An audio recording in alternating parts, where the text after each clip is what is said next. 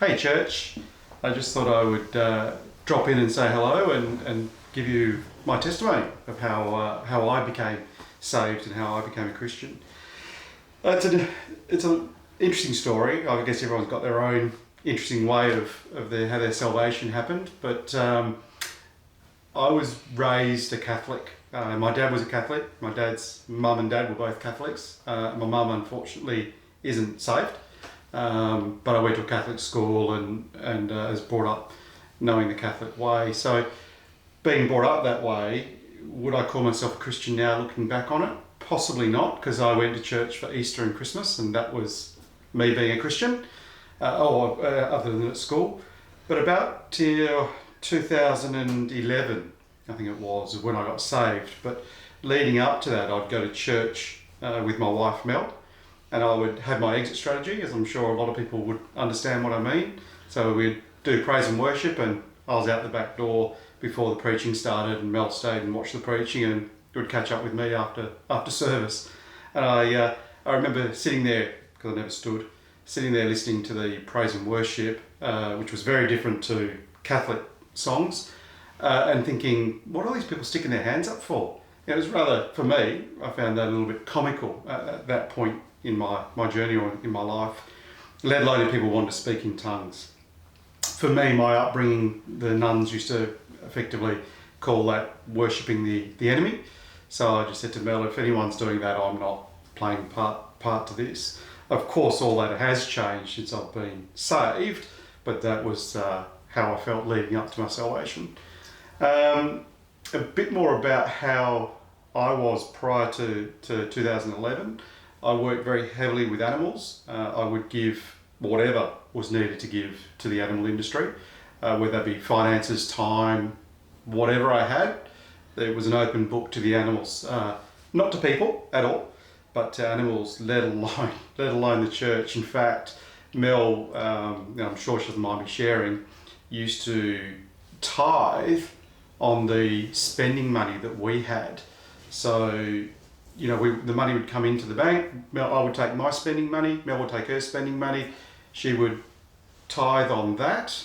Yet the animal industry had the open checkbook to our money. So it was funny. In 2011, we went to a rather large church. In fact, Mel and one particular lady had been praying that I would come to know God and that I'd come to salvation, but I was very much anti it. And I used to take Willow to an Anglican church for mainly music. And when she was a baby, and there was, I was the only bloke in a room of probably 20 women. So I didn't know who they were, but most of them knew who I was, and I would talk to them, but never knew names. And it was Saturday before Easter Sunday, and we're standing on a jetty in South Perth in Western Australia, and this lady walked up to me and said, "Oh, hello Craig, I know you." And I've sort of gone, "Oh, I don't know who you are," but nonetheless, and she invited us to her church. She was there with her husband and her kids, and I said, "Look, thank you very much, but I promised my wife I'd go to a church that she wants to visit on Easter Sunday." And being Easter Sunday, I thought, great time to go and go to church. We've walked up to the front doors of this particular church in Joondalup, Western Australia, and lo and behold, the greeters on the front door, this lady and her husband. So that they didn't know we're at that church, we didn't know, but it's interesting how God works and God weaves situations and people into your lives. So we met some great people, as we all know, Christians are great people and non-Christians are great people too. Met some awesome people at that church, and then probably, it was only 3 weeks into going to that church, I said to Mel at the end of that service, "Yeah, let's go again, we'll go next week." I didn't know why, because quite frankly I didn't really want to go to church, but for some reason I was like, hey, let's go next week. Could be kind of cool. There's some great people, great coffee.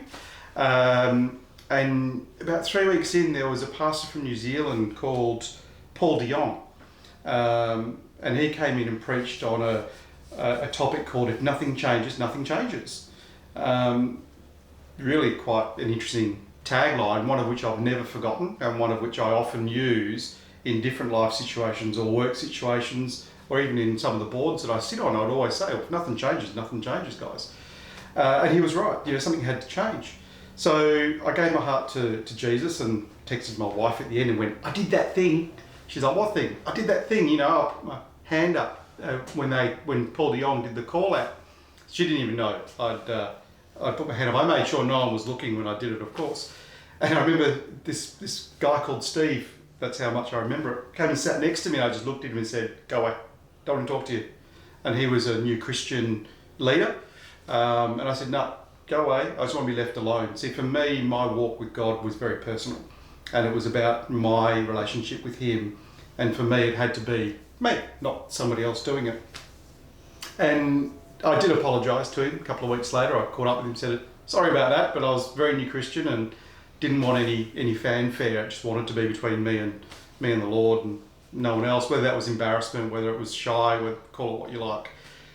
And that was, within the first, I suppose, 6 months, 8 months, some of the pastors of that church were very encouraging but very respectful about getting baptised. A water baptism, which of course I said to them, I've been baptised, I was Catholic, I've had water sprinkled on my head. And they went through the whole process of what water baptism in a Pentecostal church means and what it's about. And I said to them, no, thank you. And they said, you should. They were encouraging me to do it. And I was like, again, leave me alone. And they did. They were very respectful. And then about 2 days before that baptism, I rang one of the pastors and said, I want to do it. I want to go and get baptised. Because it was on the Lord's terms with me, not on humanity's terms. And one of the best things I did, it's an experience that you can't really explain. It's an amazing experience to be cleansed or born again.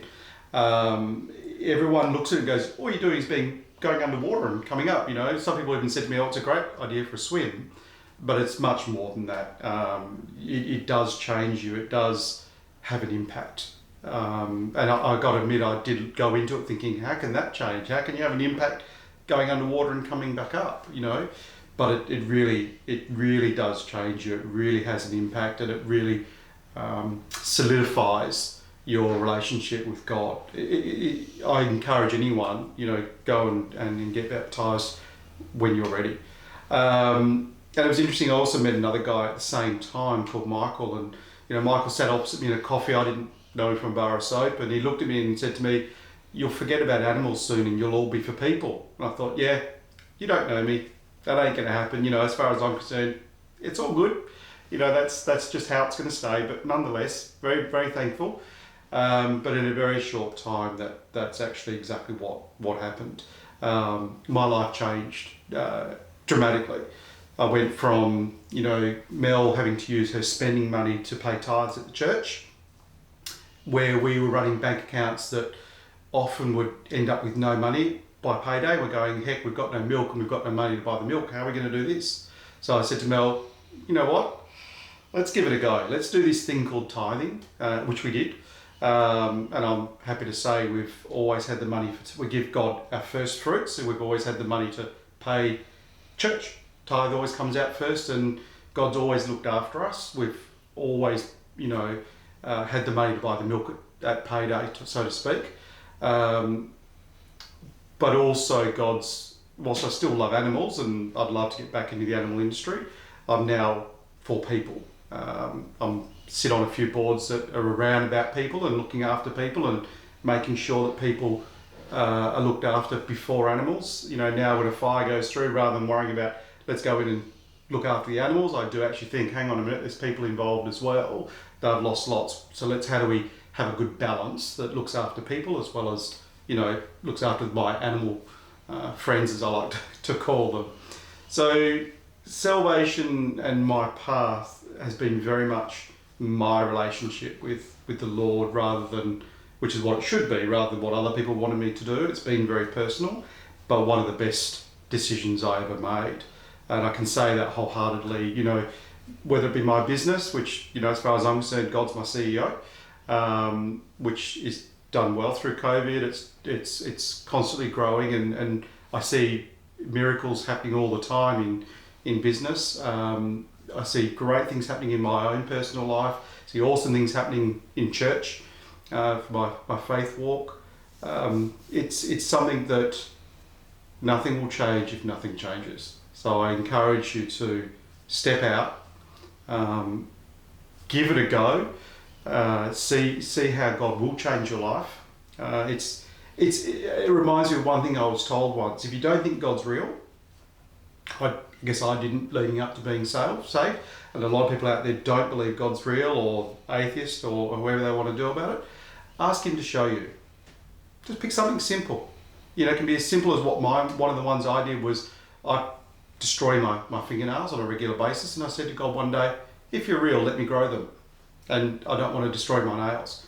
And they did. They grew, and I didn't destroy them. So just not test God, but to ask Him to show you it's real, something that's personal to you that other people don't know about. And don't go telling people. Keep it to yourself and see how He steps up and shows you that He is real and that He is there for you, and that He will certainly change your life if you give Him the chance. But thank you, guys. I hope this message has touched someone out there or makes some sense to someone. And I really hope that you get saved and get to experience what I've experienced with the Lord. Thank you.